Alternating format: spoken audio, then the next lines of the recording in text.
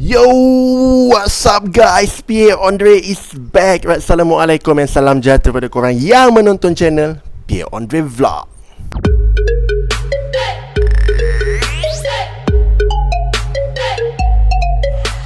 Yes, kita kembali lagi guys. Apa khabar korang? Adakah korang dalam keadaan sihat? Kalau sihat, Alhamdulillah, syukur kepada Allah atas nikmat kesihatan yang Allah berikan kepada kita semua guys. Syukur Alhamdulillah.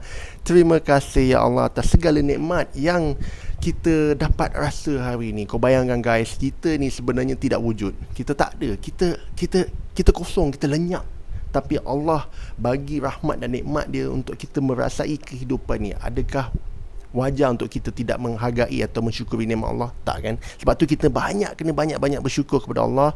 Sebab terlampau banyak yang Allah bagi pada kita sampai kita tak mampu nak berkata apa-apa lagi guys. Okay guys, tentang isu kes adik Bella ni, memang benda ni isu panas lah guys. Memang banyak orang mempersoal dan mempertikaikan apa sebenarnya yang sedang berlaku. Dan perkara ni memang tengah dibawa ke mahkamah lah. Sebab ada orang yang didakwa dan ada orang yang mendakwa. Dan kita tahu siapa yang didakwa tu tak lain tak bukan adalah Siti Bainun lah. Okay. Memang banyak perkara-perkara yang aku rasa tak masuk akal lah. Sebelum ni kita dengar pasal isu adik Bella jatuh dan tertekan pucu air koko kan. Koku macam mana sebut yang? Koku. Benda tu lah. Pada aku itu sesuatu yang tidak logik. Pasal apa? Memang banyak rumah ada menggunakan penapis air tu. In fact di rumah mak aku pun ada satu. Dan kalau siapa yang ada, mereka tahu bahawa benda tu sebenarnya sangat safety. Dan kalau budak tertekan air panas, air tu tidak akan keluar, melainkan ada satu button kecil kita kena tekan lagi. So adalah tidak logik kalau Bella ni jatuh dan tekan air panas keluar, tumpah dan kena pada diri dia. Ini sesuatu yang tidak logik lah. Tapi aku tak nak bahas benda tu pasal benda ni masih di dalam proses mencari bukti di mahkamah. Dan hakim pun pernah berpesan kepada netizen jangan bercakap banyak pasal isu ni. So aku tak nak cakap banyak pasal tu. Cumanya hari ni apa yang aku nak share adalah di ruangan story IG TMJ. Ini sesuatu yang menarik untuk kita bahas guys. Sebenarnya bukan di ruangan IG story TMJ je. Di ruangan IG story isterinya itu Cik Puan Khalida pun ada mengeluarkan satu benda yang sama. Aku tak tahu korang tahu ke tak, tapi kau check kat sini. Okay, ni ada tulis. Benda ni aku ambil daripada Jabatan Netizen Negara 20 guys. Kau tengok kat sini.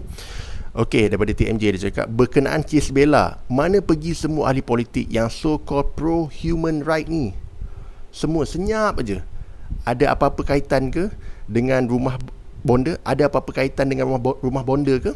Adakah beberapa rumah ini semua digunakan pihak tertentu untuk pengubahan wang haram dan memperdagangkan manusia? Dua-dua belah senyap aja. Okey, kat sini ada satu persoalan yang timbul. Di mana TNJ sendiri dia ada satu persoalan. Dia cuba bertanya balik, kenapa semua ahli politik yang sebelum ni memperjuangkan human rights senyap? Kalau kau fikir balik, betul juga guys, daripada kedua-dua belah pihak, sama ada pihak kerajaan ke pembangkang ke, tak ada yang betul-betul bersungguh-sungguh nak fight untuk isu adik Bella ni. Bila aku fikir balik, aku tengok memang betul lah. Benda ni kalau aku tengok sebelum ni, kalau bukanlah TMJ dan isteri dia yang push, aku rasa aku tak nampak pun Rina Harun ke hadapan untuk nak memperjuangkan nasib Bella ni. Aku tak nampak. Bila TMJ dah push, barulah nampak. Sebab kita tahu Rina Harun ni kalau pergi mana-mana mesti penuh dengan dia punya juru gambar apa kan. Jadi kalau apa saja dia buat, pasti orang akan tahu. Tapi sebelum ni kita tak tahu pun, tak nampak pun dia. Tapi bila TMJ dah start bersuara, nak jumpa dia, barulah nampak muka Rina Harun.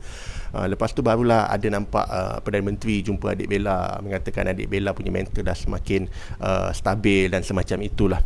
Tapi kenapa TMJ mengeluarkan pertanyaan yang sebegini guys, untuk membuat kita berfikir. Dan sebelum ni pun TMJ pun pernah keluarkan satu komen yang dia pun ada cakap dia sendiri tidak ada sampai 10 peguam guys. Ni kau tengok kat sini. Saya pun tiada 10 lawyer. Hebat. Apa-apa pun ini baru satu permulaan. Bella adalah hero sebenar dan saya akan bantu Bella sebaik mungkin. Saya juga akan memastikan setiap kanak-kanak dalam negara terpelihara dan dilindungi. Kerajaan Malaysia mesti pindah undang-undang untuk melindungi kanak-kanak. Guys, TMJ sendiri dia ada bagi satu pernyataan yang dia mengatakan dia sendiri pun tak ada sampai 10 lawyer. Persoalannya, siapakah Bainon ini? Siapakah Siti Bainon ni sampai ada 10 lawyer, guys? Dan adakah memang ada orang yang di belakang Bainon? Dan adakah di rumah bonda ni ada perkara yang kita tidak tahu, seperti apa yang pertanyaan yang cuba di tonjolkan dalam ruangan IG story TMJ ni. Sebab benda ni sebenarnya aku dah berfikir lama dah, tapi aku tak naklah mengatakannya pasal aku tak tahu cerita yang sebenar kan. Jadi kalau aku tak tahu, aku tak nak bercakap. Tapi bila TMJ cakap ini, benda ni macam sama seperti apa yang aku fikir. Kenapa sebelum ni tak nampak ahli politik yang bersungguh-sungguh nak membela adik Bella ni? Dan kenapa Siti Bainon ni, dia punya orang yang cuba bela dia ni macam banyak sangat dan macam hebat sangat. Siapa sebenarnya dia ni? So benda macam ni mula timbul dan persoalan dalam kepala aku lah, guys. Aku tak tahu adakah korang berfikir benda yang sama atau tidak. Tapi walau macam mana pun, aku kena ucapkan aku kena tabik spring. Aku tabik spring kepada TMJ dan juga seluruh keluarga, kerabat Johor. Memang diorang lah yang kita nampak dengan jelas memang bangkit dan fight untuk kes adik Bella ni. Dan aku beranggapan siapa sajalah yang anak Johor ni, orang Johor ni, patut rasa bangga lah ada raja seperti ini, guys. Pasal ini, isteri aku orang Johor, dia angkat tangan, guys. Aku tak tanya pun dia, tapi dia angkat tangan. You all patut berbangga sebab adanya raja yang seperti ini. Memang sangat-sangat prihatin, sangat-sangat berjiwa rakyat, guys. Dan aku sekali lagi, guys, aku menyatakan aku sangat-sangat berharap keadilan dapat ditegakkan untuk adik Bella. Sebab tidak adil untuk dia, guys. Kita tahu dia adalah kanak-kanak kelainan upaya dan dia diperlakukan begitu. Kalau kau tengok badan dia, mustahil dia tidak didera. Mustahil benda ni berlaku dengan sendirinya. Mustahil dia terjatuh, lepas tu tangan dia boleh pula tekan kuku tu, klik, habis air tu kena kat dia. Tak logik, guys. Tak logik, guys. Pasti berlakunya sesuatu terhadap adik Bella ni. Dan adakah ni persoalan yang tadi, adakah sebenarnya di dalam rumah bonda ni ada perkara yang hengki-pengki yang kita tidak tahu di sebaliknya lah, seperti pengubahan wang haram ke, aku tak tahu, alam. Tapi pertanyaan ni timbul dan TMJ sendiri mempersoalkan adakah benda ni berlaku atau tidak. Sama seperti apa yang aku fikirkan sebelum ni, guys. Tapi kita tak tahu, alam, hanya Allah yang tahu. Kita tunggu dan lihat, sebab kebenaran dia pasti akan kita nampak nanti, guys. Kita hanya perlu berdoa sebagai netizen. Kita banyak-banyak berdoa supaya kes ni dapat ditegakkan, kebenaran dapat ditegakkan dan keadilan dapat diberikan kepada adik Bella, guys. Okey, aku rasa sampai dekat sini saja. Mana yang dah tengok pada awal sampai habis, aku ucapkan jutaan terima kasih. Aku doakan supaya korang panjang umur, murah rezeki dan dipermudahkan segala urusan dunia dan akhirat. Sehingga kita jumpa lagi next video. Korang jaga diri baik-baik, stay safe, stay cool, guys. Korang memang awesome.